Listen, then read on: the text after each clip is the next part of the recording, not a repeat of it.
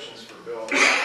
Well, and the question is God a good novelist? But I just have to briefly explain that question. Tom, I think, rightly suggested that we can find some helpful analogies in literature to wrestling with some of these problems. And so I would like you both to respond to the question, is God a good novelist, with respect to the very story that Tom brought up, the fall, Adam and Eve. And on the one, is it a good story? Would we feel that we were in the hands of a good novelist who creates a framework, but within that framework we have the sense that the characters are choosing free will? He's not a bad novelist like Dreiser, where we feel like he just set these forces in motion and then they implacably take their consequences, but the characters are acting freely.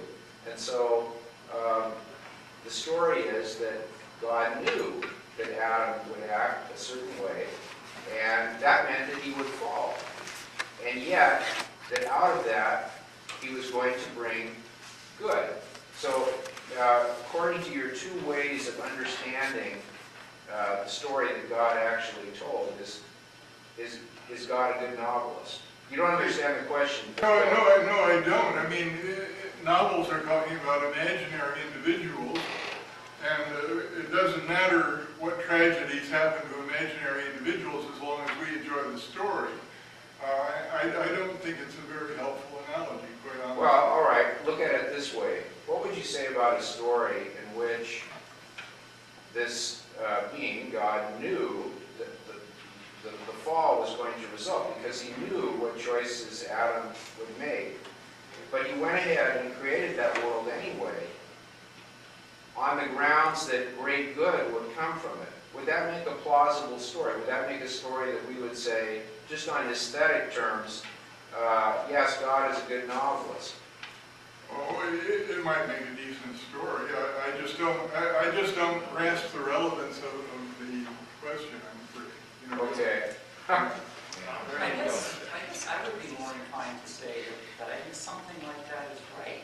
Maybe novelist isn't quite the right way to put it. And if it is, I mean, on the open theist view, God is sort of still that novelist. He's still trying to write it. He doesn't quite know where it's going to end up, I think.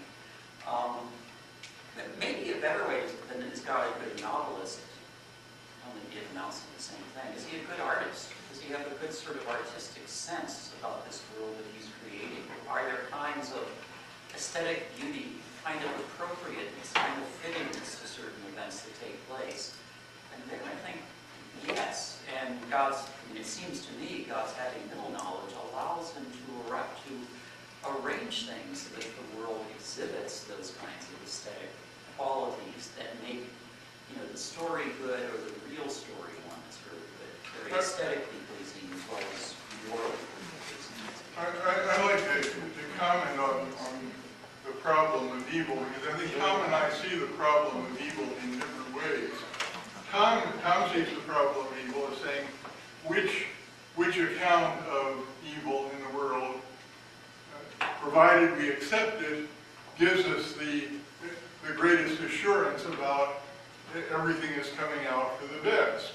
And he thinks that is Molinism. I would say even determinism is probably even better, because in determinism, God isn't limited by all these counterfactuals. God gets exactly what he wants, full stop. But the problem of evil, as it's traditionally been discussed over the last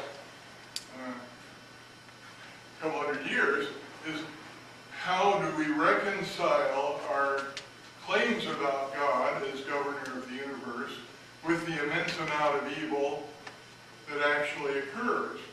And if that's the question, then the more complete the control God has, the more difficult the problem becomes.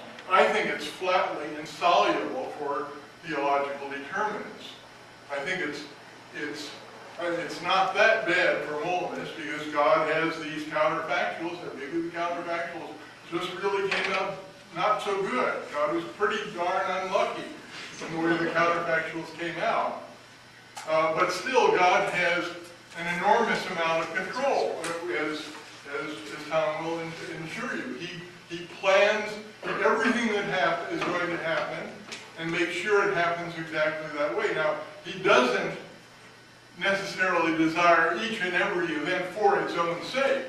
Okay, if you get all the other benefits without 9/11, he might have chosen that. But he has planned the whole thing in detail, and that's the world history that he endorses, that he wanted to take place. And so, that's why I say, and here we disagree, I say you have to say God intended the whole thing, although he didn't desire each event for its own sake. And I think that makes it tougher, harder, to reconcile that world evil with the goodness of God than something like the open view. Yeah, just briefly. Again, I would agree with you that God has greater control in Molden's view than the open theist view. Again, my suggestion was having greater control means that it's easier to understand why God might allow certain evils, because he knows with certainty that he's going to be able to bring great good out of it. On the open theist view, where you have less control, but you see this horrendous evil right in front of you, you know you can stop it. You know you have the power to. I think it's at least more difficult to understand why God doesn't stop those kinds of evils. Just one other point here. I'm not at all trying to suggest that, and maybe Bill would agree with me here, that either of these views has an easy time with evil. I mean, Fred Freddoso once said, evil is everybody's problem. And I think that's exactly right. I think for both of these views, it's going to be difficult to deal with evil. My point was simply that it's not at all clear to me that it's easier if you're an open theist. In fact,